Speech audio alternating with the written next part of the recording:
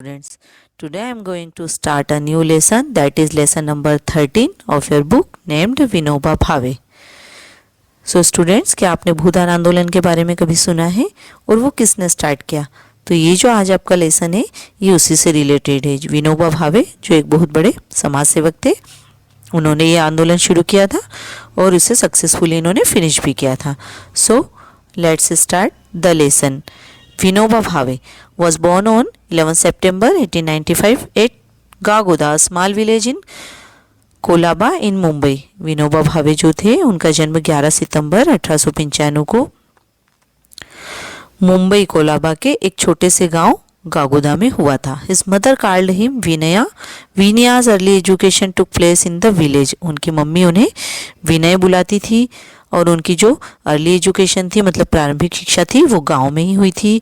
He went to Vadodara at the age of 9 for further studies. उसके बाद वो वडोदरा चले गए थे 9 ईयर मतलब 9 साल की उम्र में और वहाँ उन्होंने आगे की स्टडी की. Later he went to Varanasi to study Sanskrit. और बाद में वो वाराणसी चले गए थे संस्कृत की पढ़ाई के लिए. ही cam in contact with Mahatma Gandhi and lived with him at Sabarmati आश्रम. फिर जब वो महात्मा गांधी के कांटेक्ट में आए मतलब जब महात्मा गांधी से वो मिले तो उन्हीं के साथ वो साबरमती आश्रम में रहने लगे थे. Vinoba as he was called by Mahatma Gandhi. उन्हें महात्मा गांधी ने विनोबा नाम दिया था. Found the purpose of his life there. He took part in Jhanda Satyagraha movement and went to jail at Nagpur. तो जो विनोबा भावे थे वो उनको अपना पर्पस मिल गया था कि मुझे अब इन जो गांधी जी ने एक झंडा सत्याग्रह मूवमेंट था उसको शुरू किया था तो उसमें वो उन्होंने भी हिस्सा लिया और वो उसका हिस्सा बने और इसके लिए उन्हें जेल भी जाना पड़ा नागपुर में. The poverty and deprivation suffered by Indian small farmers and landless labours moved him the most. फिर विनोबा भावे ने देखा कि जो स्मॉल फार्मर्स मतलब जो छोटे किसान और लैंडलेस लेबर्स जो ये जिनके भूमिहीन मजदूर जो होते हैं उन लोगों की परेशानी को उन्होंने देखा तो उनको लगा he decided to place himself at their service. तो उन्हें लगा कि मुझे इनके लिए कुछ करना होगा और फिर उन्होंने डिसाइड किया कि मैं अब इन्हीं के लिए सेवा दूंगा.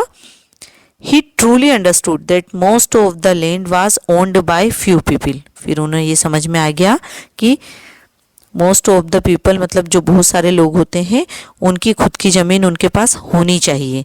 दे called themselves landlords. This was not the justice of the almighty. लेकिन ये जो ज़मीन किसके पास होती थी? लैंडलॉर्ड्स, जमींदार. वो बहुत सारी ज़मीन उनके पास होती थी तो वो सोचते थे कि ये जो सर्वशक्तिमान का सही निर्णय नहीं है, जस्टिस सही नहीं है ये. It was men's own doing and only suffered from it. मतलब ये मनुष्य की खुद का होना चाहिए, निजी होना चाहिए और उसी को वो मिलना चाहिए. If landlords could donate some of their land to the landless all would be happy he thought. तो वो सोचते थे कि जितने भी लैंड लॉर्ड्स होते हैं जो जमींदार होते हैं वो अपनी ज़मीन दान करें ऐसे लोगों को, ऐसे लैंडलेस फार्मर्स को जिनके पास ज़मीन नहीं होती, तो सभी लोग खुश हो जाएंगे, हैप्पी हो जाएंगे. Vinoba travelled a lot and made people of all sections of the society. इसके लिए विनोबा ने सफ़र किया और बहुत सारे लोगों से मिले और समाज के अलग अलग वर्ग से उन्होंने बात भी की. ही explained of them the logic behind his stand point. तो उन्होंने अपने दृष्टिकोण को और उस दृष्टिकोण के पीछे क्या तर्क था ये लोगों को उन्होंने एक्सप्लेन किया, समझाया. Many agreed many disagreed. कुछ लोग तो उनके साथ एग्री हो गए, सहमत हो गए, बट कुछ डिसएग्री मतलब सहमत नहीं हुए.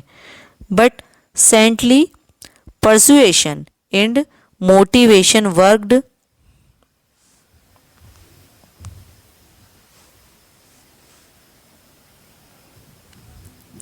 वंडर्स. लेकिन जब उन्होंने अपना बहुत हार्ड वर्क किया और लोगों से जब इसके लिए बात की प्रेरणा रूप तरीके से, स्लोली भूदान योजना टुक द शेप ऑफ भूदान आंदोलन. तो धीरे धीरे उनकी जो ये भूदान योजना थी धीरे धीरे उसने भूदान आंदोलन में कन्वर्ट हो गई, मतलब उसका रूप ले लिया था. The small flickers of a lamp lit up the life of 1000. He made landlords donate their land to the landless. और लोगों में मतलब हजारों लोगों के जीवन में अब एक आशा की ज्योति जगी थी, एक उजाला उन्हें दिखा था। और उन्होंने जितने भी लैंड लॉर्ड्स थे उन्होंने उनसे बात की कि वो अपनी लैंड को डोनेट करे जिनके पास लैंड नहीं है। Vinoba Bhave started this movement from a small village named Pochampally in the Telangana region of Andhra Pradesh. तो विनोबा भावे जो थे उन्होंने अपना ये जो मूवमेंट है ये कहाँ से शुरू किया? पोचमपल्ली, ये आंध्र प्रदेश के तेलंगाना रीजन का एक गांव था छोटा सा। He worked day and night to motivate landlords to donate their land to the landless. और वो दिन रात काम करते थे और लोगों को मोटिवेट करते थे, जितने भी लैंडलॉर्ड्स थे उन्हें प्रेरित करते थे कि वो अपनी ज़मीन जो है लैंडलेस लोगों को दान करें। It was a national awaking, और इससे पूरे देश जागृत हो चुका था, मतलब पूरे देश में उनका जो मूवमेंट है शुरू हो चुका था। विनोबा कॉल्ड इट सर्वोदया, और इसके लिए विनोबा को सभी लोग सर्वोदया बोलने लगे थे। The movement was successful in Uttar Pradesh, Bihar, Madhya Pradesh and Gujarat. उनका जो मूवमेंट था, ये जो आंदोलन था, ये उत्तर प्रदेश, बिहार, मध्य प्रदेश और गुजरात में सक्सेस हो चुका था।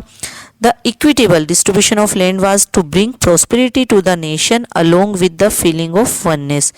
वो चाहते थे कि जितना भी लैंड है, मतलब जो ज़मीन है, जितना भी वो इक्विटेबल डिस्ट्रीब्यूशन मतलब बराबर सब में मिलनी चाहिए। डिस्ट्रीब्यूशन है ना, बांटना या मिलना हो सकता है वितरण करना, तो बराबर बराबर अगर सब में हो जाएगी तो सभी लोग क्या रहेंगे, हमारा जो देश रहेगा पूरा समृद्धि से भर जाएगा।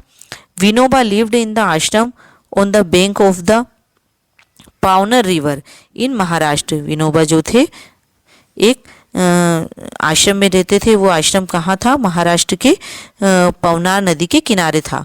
ही served the old lonely in the old age home at the आश्रम, और वो वहीं रहकर सेवा करने लगे, वहीं रहने लगे थे, और एक ओल्ड एज होम में और वहीं पर आश्रम में वो रहते थे अकेले।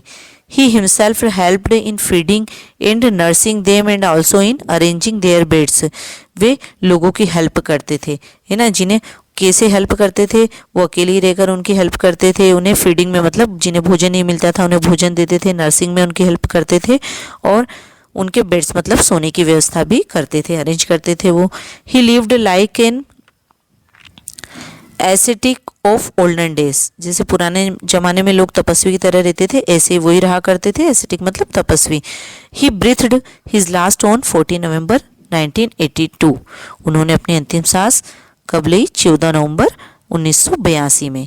On the occasion of the Republic day in 1983 he was awarded Bharat Ratna for serving the nation selflessly. और 1983 में जब रिपब्लिक डे मनाया जा रहा था, उस ओकेशन पर इन्हें भारत रत्न अवार्ड से सम्मानित किया गया था। किस लिए? कि इन्होंने निस्वार्थ भाव से देश की सेवा की है। तो इस प्रकार हमने विनोबा भावे के बारे में इस लेसन में पढ़ा। ओके स्टूडेंट्स, अगले